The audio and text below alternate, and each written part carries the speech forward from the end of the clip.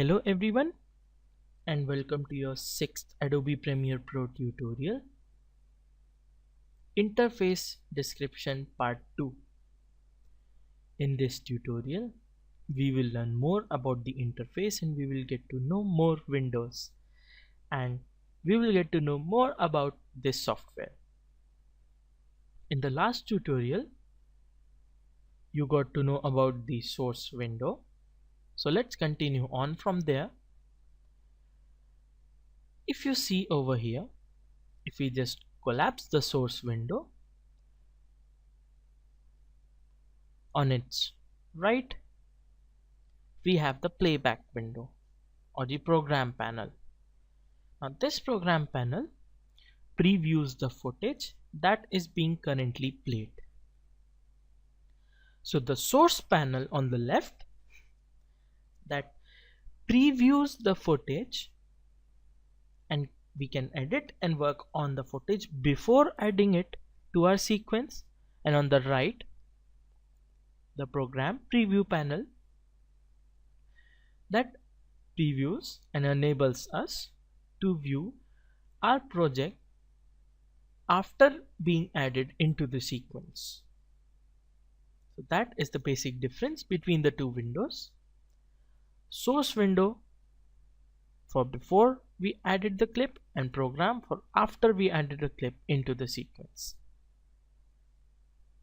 Moving on down to our lower left, we have the media browser. Now this media browser helps us to import all the files directly from over here. So this enables a fast importing and working in our software. For example, if we want to import files, then we can select any of the drives over here and then find the media that we need to import. We can select it and then import it. We will be importing files and knowing more about it in the later tutorials. Over to its right is the timeline panel. Now this timeline panel shows us the number of tracks we have. The video tracks are over on the top, video 1, 2 and 3. Audio tracks are on the bottom, audio 1, 2 and 3. These are the tracks. In this software, since it is a non-linear editing software, this basically works on track system, and then the media can be added over here in a single track or in the multiple tracks and then view it in our program panel. This what you see over here is the timeline, and this is showing the time code that we set up.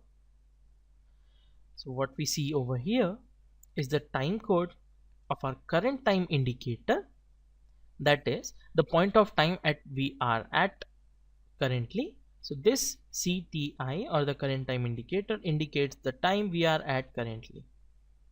If we move that, our time code changes because we are moving in the current time. For example, if we are at 15, that means 0 hours, 0 minutes, 15 seconds and 0 frames is our current time at we are at currently.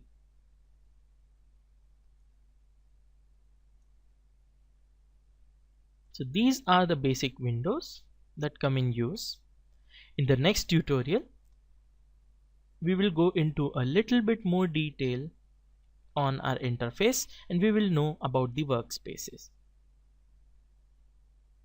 That's it for this tutorial. Thank you for watching.